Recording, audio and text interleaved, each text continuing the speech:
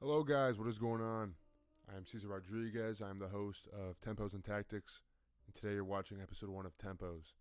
The difference between tempos and tactics is obviously the topics that we're going to be discussing.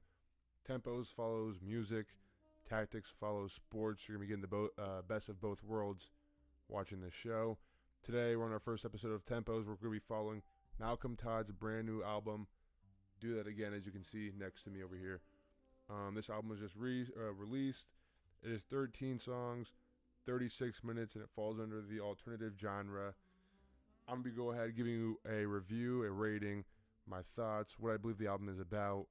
Just going to be discussing it, and then some other topics that I feel like go along with the album and some other kind of debating points.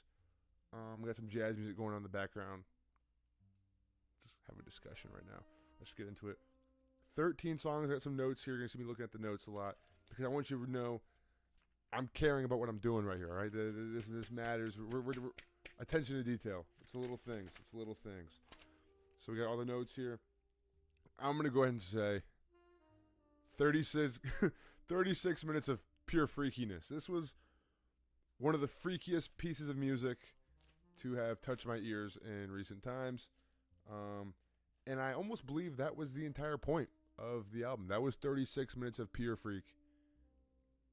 That I think that is. I mean, we kicked it off with a jean skirt, very, very, very short song. I believe it's just under a minute. That I mean, look at the lyrics, look at the song, give it a listen.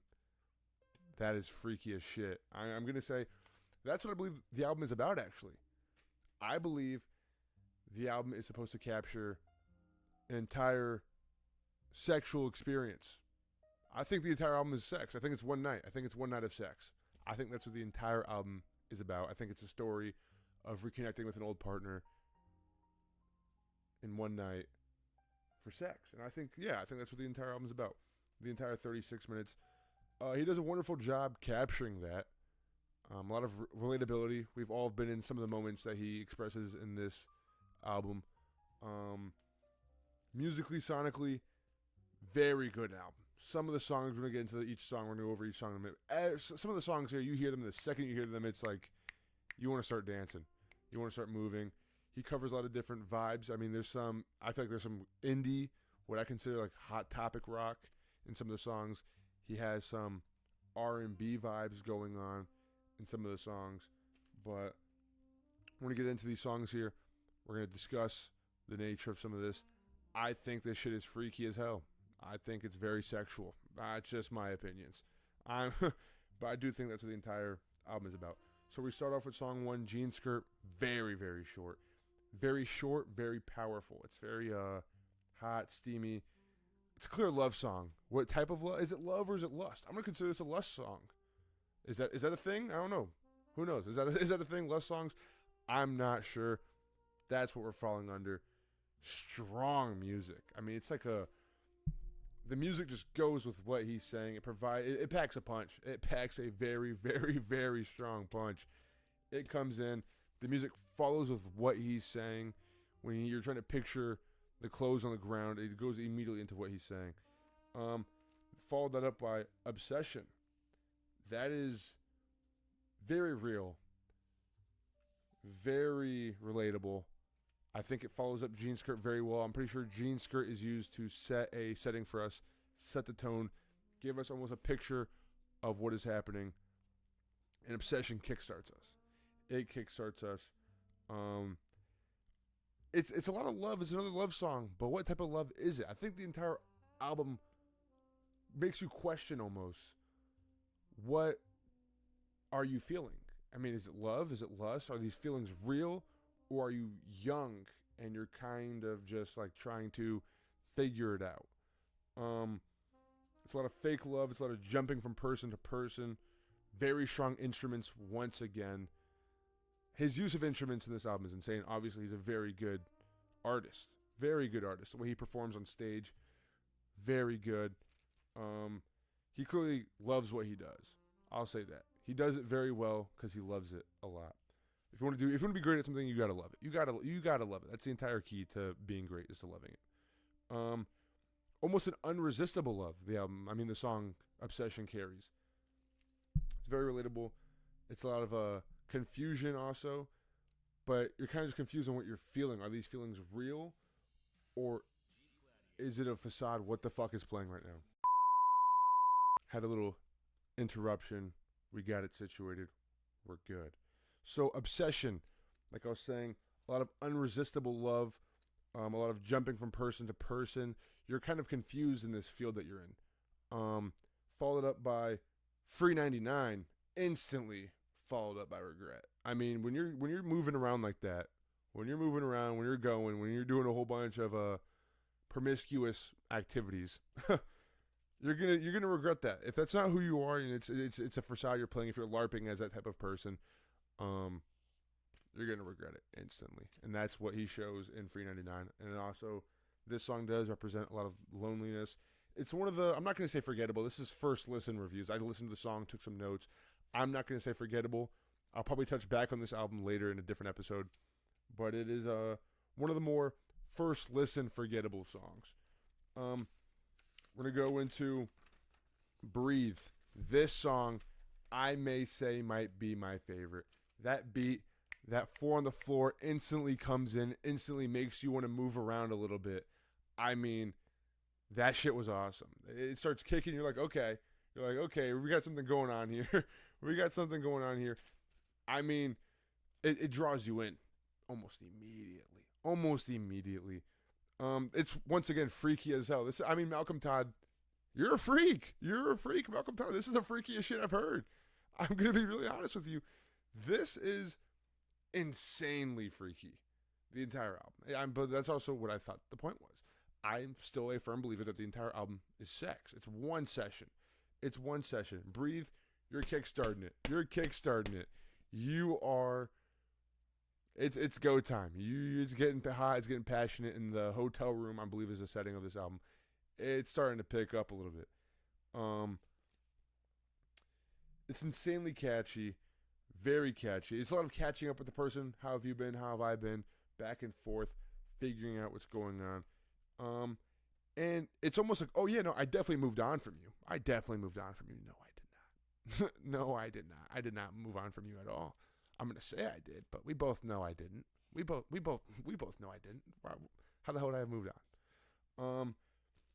And that brings us perfectly into the next song. I Saw Your Face. Oh my days.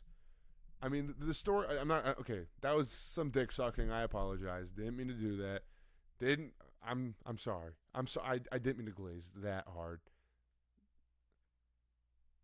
We're gonna move on. I Saw Your Face. That is the song I was talking about that has more of that indie hot topic rock feel to it. I mean, it has that like, you know what I'm saying? You walk into Hot Topic, you look at the graphic t-shirts on the wall. The second you walk in, they're immediately to the left when you walk in. You're seeing the fucking SpongeBob SquarePants t-shirts. You're seeing some skulls, some flames. Hella relatable t-shirts that we all wore in maybe middle school, maybe high school. I'm not hating on the drip. I'm not hating on the swag. You know exactly what I'm talking about. If you don't know what I'm talking about, you're not cultured. You clearly were not fly growing up. But if you do, you know.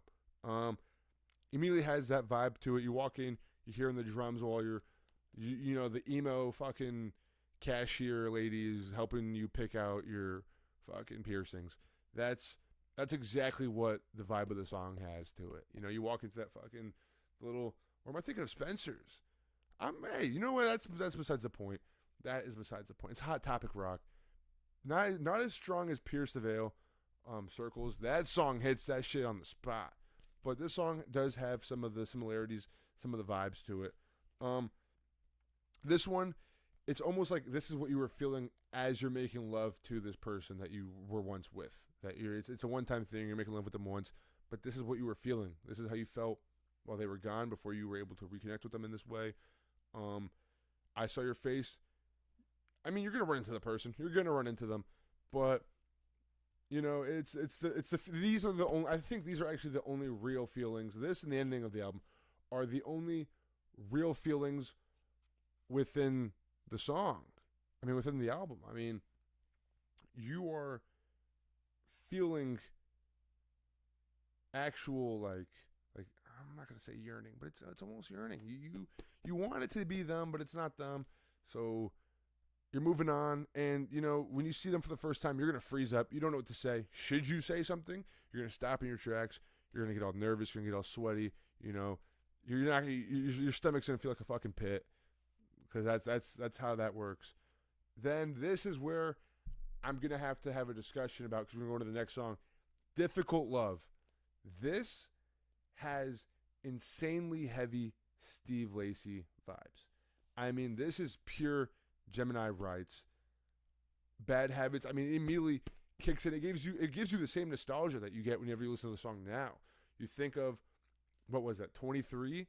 Was that 23 or was that 24? That 23, 24 summer, you're hearing that, I wish I knew. You're hearing that vibe going on, and it makes you think of those memories. I'm not sure if that was the point. I'm not sure. I mean, I know Malcolm Todd is in that same realm and like artistic field as Steve Lacy. Some say that he's a white version of Steve Lacy, the gentrified version of Steve Lacy.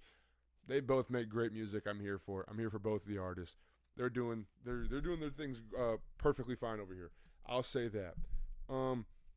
But Difficult Love, I feel like, is a great title for the song, because the song is about being hard to love while also finding it hard to love others. That is a very good topic, especially nowadays. I feel like a lot of people feel that way, especially in the younger generation. Just to clarify, give you some background information on who I am. I'm 19. Freshman. I just finished up my freshman year of college. I've gone through some of these things. I think we've all gone through some of these things. These aren't brand new feelings. But it's almost as if, I mean, he's also a young guy. He's talking straight to the masses. He knows his audience very well. He's doing a great job hitting on the things. But that's a very, very, very real feeling. Being hard to love while also finding it hard to love others. Some days we wake up and we don't want to love. Some days we wake up and we don't have enough love to share with everyone else. As long as you can love yourself, you're fine, though. I'm a firm believer of that. This song also touches on meaningless sex, which I think is what he's feeling at this point now during the sex. As it comes to an end, I feel like, the sex is, you're starting to realize, you're having the post-nut clarity. You're starting to realize, why the fuck did I do this? Why am I laying here? It's how that works. Then we get into Ain't That the Truth. I'm not gonna lie, I did listen to the songs not in order at first on accident, so we're gonna have to spin back to one of these. Ain't That the Truth? You found, I think this is another flashback to the relationship before they broke up and before this night. He found out his girl was going. We've all been there before. We've all, for girls, we've all known, we've all found out our man is going. It's not a one-way road. Everybody finds out their significant other is going. And when you do, damn, that shit hits. That shit hits, but it's real. We've all been through it. And I feel like as humans, sometimes we want to get our revenge. So you know what we do when we find out our hoe is going? Hoe can also be a man in this situation. We also try to start going. We try to change up a little bit. We want our revenge. Don't do that. Not a good idea. Be the bigger person. Just move on. But, sometimes we change too. Sometimes for the better, sometimes for the worse. Sometimes we start going too. That's what this song's mainly about. Because ain't that the truth? Ain't that the truth? Sometimes you just got to, get your lick back. If you're down 3-1, LeBron's been there before, you can do it too. This is where I feel like we get into Malcolm in the Middle. This song really just touches on some uncertainties in life, uncertainties in love. I don't have many notes taken about this song. It's a very upbeat song. I'm going to go ahead and say that there wasn't not much to say about it, but I don't know. It was upbeat. It focused a lot of uncertainty. That's maybe what you're feeling at this point into the night. You're uncertain on why you did this. Then we get into X's and O's. This song was my favorite until I heard Breathe. X's and O's was my favorite until I heard Breathe. X's and O's has another strong Steve Lacy vibe, another strong R&B vibe, which I think he did a good job not just sticking to Hot Topic. I don't really consider him Hot Topic rock in general, only on one of the songs here. But he did have, I would consider him an R&B artist. He is very maybe because of the sounds that he picks when he's creating his music. It's not very typical, like live instruments. It's a lot of technical shit, a lot of different synths and saws and synth basses. It's very toxic. X's and O's, Hugs and Kisses, very, very toxic song. Very toxic. A lot of quick love. This entire album kind of talks about how he's going, but at the end of the day, all he really wants is his girl. No one will ever be her. No one will ever really be who she was and how she affected him and how she made him feel. No one will ever really recreate that feeling. So it's a lot of quick love. And then also, let me fix this real quick. Focuses back on the confusion. I mean, there's a phone call in the middle of the song where he mentions being this girl's boyfriend, maybe not being this girl's boyfriend. When you have all those memories and all those feelings connected, and then you have a night like this where you're able to kind of rekindle that flame, it leaves that question, what are we? Sometimes, some people say there's no stupid questions, and people hate that question. That might be the one stupid question, but at the end of the day, it's a valid one. What are they? I mean, are you able to go back and almost touch back on that relationship and maybe restart it? I don't think they do based on the rest of the songs. Because then you get into Lonely Song, which this one's a very techy sound. Like sonically, it's very tech-based.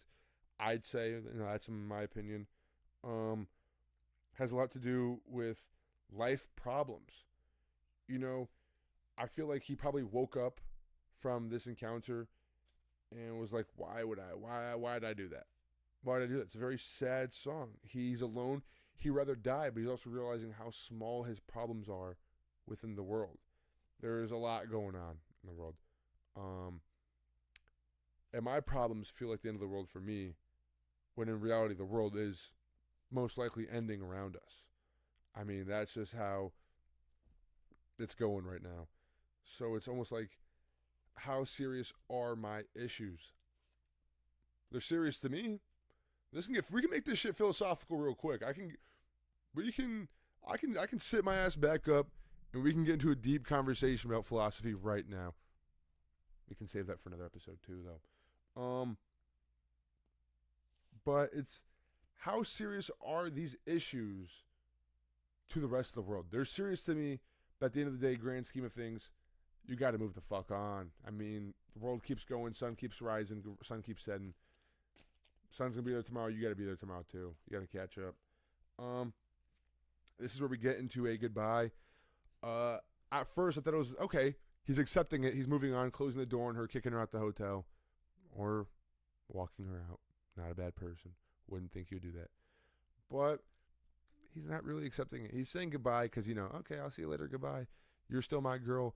He still has his claim over her, which I'm not sure why he has the claim over her. Get over her. Get over yourself. Get a grip on life. That's not your girl, bro. That's not your girl. But it's a weird acceptance, but it's also not really an acceptance. It's a fake goodbye. It's really just a limerence. It's like, okay, I have all these feelings for you. I pictured my life with you. Why can't it be you? We've all been there before. But I feel like the weird acceptance, not really fake goodbye feeling, goes perfectly into the next song, Do That Again. This is the final song. Do That Again.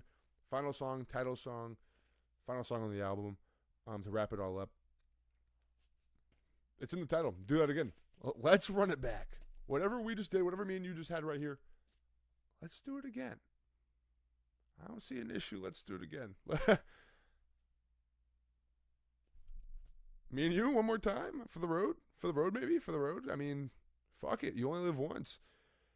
And he ends the song with the chorus almost cycling, which kind of represents the cycle of this toxic relationship. It's one giant story, guys. That's what art's supposed to be. It's ending, but it can restart. It can restart. There's no actual goodbye. It's just, let's do that again. I want it, you want it, but you don't want it, but I don't want it. But there's certain things we do want. Let's just do it again. It's a never-ending cycle because no one's the same. I'm not going to find anyone like you. You're not going to find anyone like me. That's not healthy. That's not a good way to think. Fix that. Fix that, Malcolm. Anyways, we just got through the entire album, like an analysis of it. Time for the review. I'm going to go ahead and give this album a very, very, very, very, very solid 8 out of 10. I wanted to give it higher, but realistically, I couldn't. No, I'm actually, fuck that.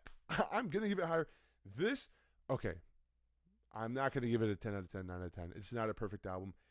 Musically, very good. There's not enough, I would say. I don't even want to diss its creativity. It's a very fucking creative idea. I mean, who thinks of that? Who thinks to have the entire album be one night of feelings that everyone has felt? One freaky-ass sex session. Like I said, Malcolm, this is some of the fucking freakiest shit I've heard. But it's the truth. That's how these feelings work. So I give it an 8 out of 10. Creativity through the roof. Production through the roof. I feel like he could have used maybe a few more layers in some of the songs to really, really, really bring the feelings home. None of the songs really had me like, besides Breathe, which Breathe is my favorite track on the album as stated in the past. That shit makes you want to move. Those drums, I'm like, okay, we're getting something. I'm about to break a sweat here. But I feel like there's not really an official hit on this one. But I don't feel like every album needs an official hit, as you can see with fucking Iceman. You guys don't want me to get into that album. I'm going to stay on topic here. You don't want me to get into that fucking 45-song slop. I don't fuck with it. Drake, what are we doing? What are we doing? But I'm going to give this one 8 out of 10. No, this is a very, very good piece. This is a very good collection of music. I'm a major fan of this one. This is actually my first time listening to a Malcolm Todd album in full. I understand the hype. I do think his one album with Earrings and For Me, that might be a better album, like sonically. I do like that album better with the way it sounds. That is more of my production style though, so that does make a lot more sense for me to enjoy that one more. Now, for a debate almost that we can have anytime, anywhere. Steve Lacy's also dropping an album very, very soon. I'm very excited to see how this one rivals against that one, because the comparisons are there. The comparisons are there. You can easily compare Malcolm Todd and Steve Lacy. The music they make, pretty similar. Pretty similar. There were times where I was listening to this album and I was like, that's Steve Lacy. That's 100% Steve Lacy. Some of the songs right in that Gemini Rights like sound wave, that like pocket of sound. But I think Malcolm Todd, you've done it. You've made a great album. How does it affect your career? I'm not going to discuss that. We're not going to say, oh my God, he's one of the greats. You're young. We're both young. I didn't mean to make you sound like a kid. But it's a good piece. It's a very good, solid piece. It's a great story. It feels like a story. I feel like you could easily make this into a TV show or a movie or a book. That's my favorite way to tell you if it's a good piece of art, is if it could be made multimedia. If you can take this and turn it into several sorts of media, then I think it's very, very good. And I believe that's what you have made here. So, once again, 8 out of 10. Malcolm Todd, thank you for making this. It's a very good piece. Thank you guys for tuning in to the first episode of Tempo. We're going to get some tactics going on later this week. I got 2 interviews with some upstate New York athletes. You have Ethan Matrano, Buffalo State track thrower. He's a part of the SUNYAC Conference, one of the top-ranked freshmen in the country and within the conference. Then you have Ethan. I don't know why I said Ethan again. You have Frederick Haynes, a upcoming sophomore linebacker at Utica University, or the University of Utica. I'm sorry. Fear the Moose, Pioneers. And we're just going to talk about some of careers, how we expect their seasons to go, how their seasons went, new coaching staff, new hires. It's crazy in the sports scene right now, especially because the Knicks are in the finals. Knicks in 4. Tomorrow night, I'm filming this Sunday night, so tomorrow night, Monday night, is Game 3. You should be hearing from me about Game 3. I was just in Madison Square Garden for Game 2 at the watch party. I have some crazy stories about that. I have some crazy takes. We're not going to get into them now because this video will go on forever if I do, but I think you guys are going to like what I have to hear to say. I have some theories. I'm going to go ahead and say right now. Actually, I'm not going to say anything right now. But we have Game 3 coming up. You're going to be hearing from me about that, especially if the Knicks win. Knicks in 4. I think they got it. Then we have Jay Chris, a musician from Maryland. He's also from all over the country. Has a few very, very big songs, a very few hits. His discography is great. You guys should tap in with him. We have an interview with him coming on this week. That will be out to you within the next week or two. Not sure what my schedule is going to be looking like yet for my release dates. I'm thinking maybe weekend nights, so on the weekdays when commuting, you can have something to listen to or not listen to. I don't know. I'm going to be posting these in blog form too. I'm going to be writing them out. So thank you guys for coming into Tempo's episode 1. This has been Tempo and Tactics. I'm Cesar Rodriguez. It has been great to discuss this album with you guys.